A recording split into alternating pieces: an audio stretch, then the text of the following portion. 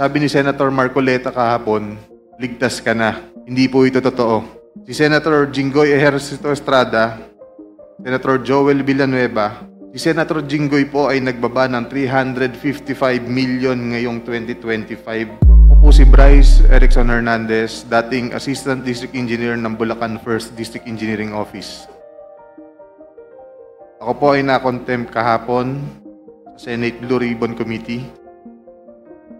Habang ako po ay nakadetain, kapag-isip po ako at nagdesisyon na maglabas ng ilang nalalaman ko sa flood control project base po sa aking natatandaan sa ngayon. Tama po si Senator Lacson na ang mga engineers ng DPWH ay tila naging legman o bagman na lang. Kung tatanungin niyo po ako kung sino o kanino kami naging bagman, sasagutin ko na po ngayon.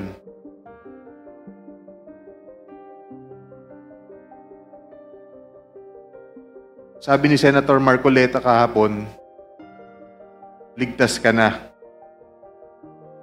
Hindi po ito totoo. Si Senator Jinggoy Ejercito Estrada, Senator Joel Villanueva, Yusek Robert Bernardo, at D. Alcantara. Si Senator Jinggoy po ay nagbaba ng 355 million ngayong 2025 sa mga ilang projects sa Bulacan.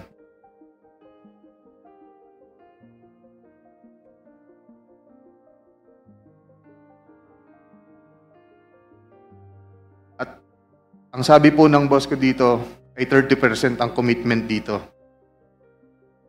Ang mga projects po na to ay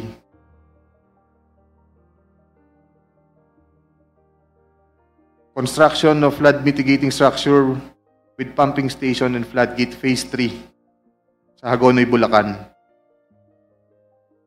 Flood control mitigating structure with pumping station and floodgate sa Malolos, Bulacan. Hindi ko na po babasahin lahat to. Isasama ko po to sa aking written statement. No, mahalaga pong basahin yung buong listahan ng mga proyekto.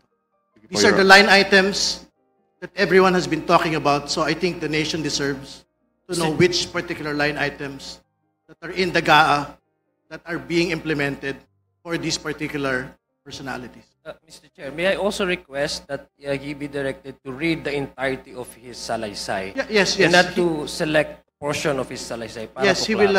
I think he will be required to read the entire, but we need the specific line item in the General Appropriations Act to be able to tie these particular projects to political personalities, not just DPWH engineers, not just contractors. Please proceed. Mr. Chair,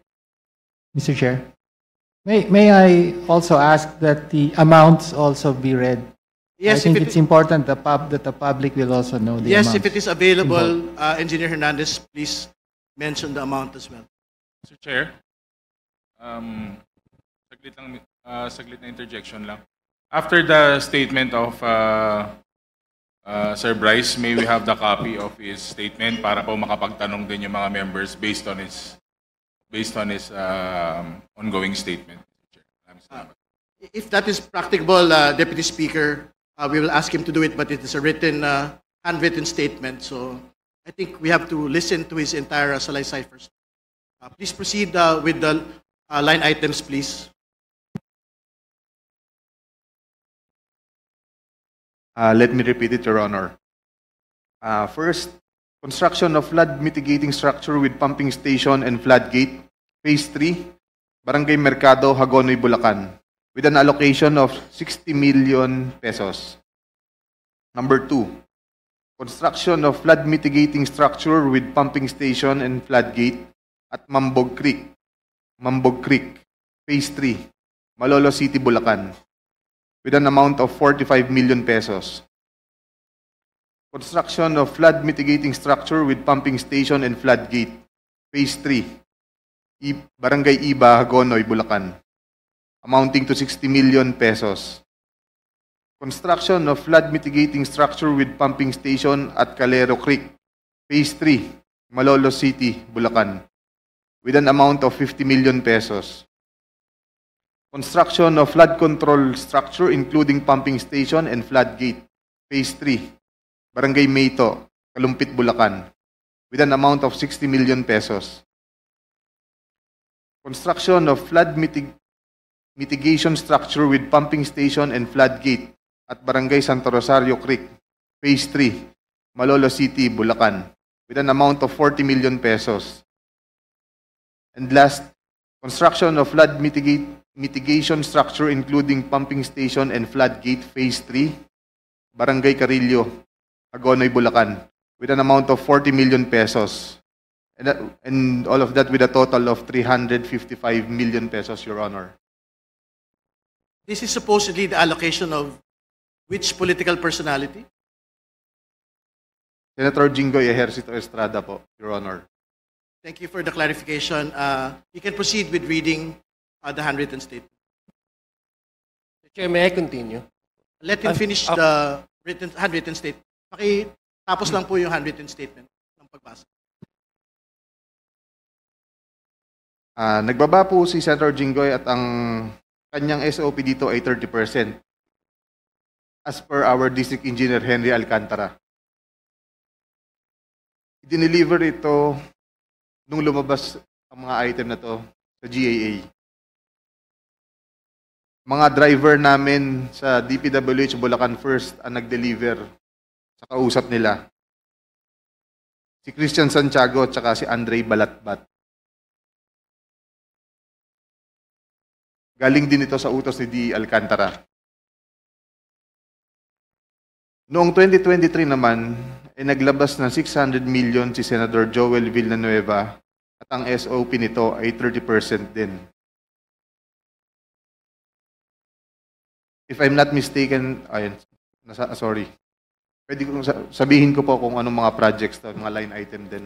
Please proceed with disclosing the line items so the nation may able to tie the line item to the political personality involved.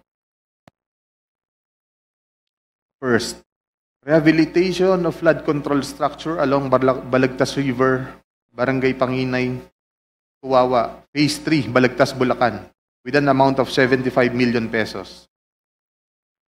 Construction of Bukawe River flood mitigation structure, Station 12 plus 589 to Station 12 plus 739 at Barangay Bambang, Bukawe, Bulacan, with an amount of 75 million pesos. Construction of Bukawe River flood mitigation structure at Station 4 plus 204 to Station 4 plus 354 at Barangay Turo, Bukawe, Bulacan, with an amount of 75 million pesos. Construction of Bukawe River flood mitigation structure at Station 3 plus 036 to Station 3 plus 236 at Barangay Kaingin, Bukawe, Bulacan. Construction of this also has an amount of 75 million pesos. Number 5, construction of Bukawe River flood mitigation structure at Station 5 plus 466 to Station 5 plus 667 at Barangay Bunlo, Bukawe, Bulacan, with also an amount of 75 million pesos.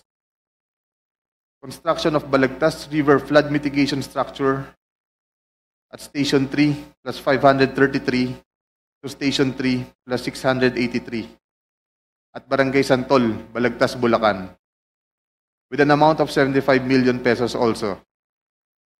Construction of Balagtas River flood mitigation structure at Station 7 plus 654 to Station 7 plus 804 at Barangay Dalig, Balagtas, Bulacan, also with an amount of 75 million pesos.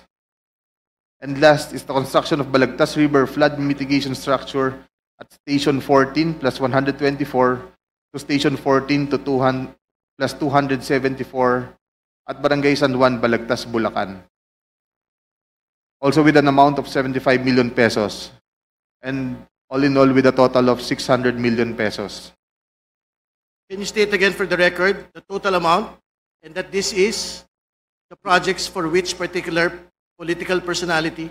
600 million pesos last 2023 from Senator Joel Villanueva. Thank you. Please proceed with your handwritten statement. At ang SOP nito ay 30% din.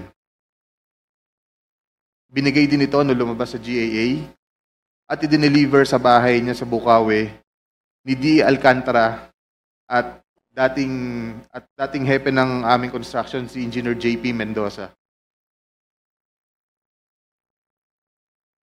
Si D. Alcantara namin ang masasabing chief implementor. Siya po ang kumakausap sa lahat ng politiko na involved dito. At least 3% po siya sa lahat ng projects na dumadaan sa opisina namin. At pinapasabi pa nga sa amin sa mga kontraktor na kung gusto nyong magkaroon ng maraming project sa susunod, ay magbigay kayo ng additional na 2% sa kanya. Parang finder's fee daw. Si D.E. Henry Alcantara po ang usually nagde-deliver sa mga politiko at kay Yusek Robert Bernardo po. Pasensya na po, ito pa lang po ang aking mga masasabi sa ngayon.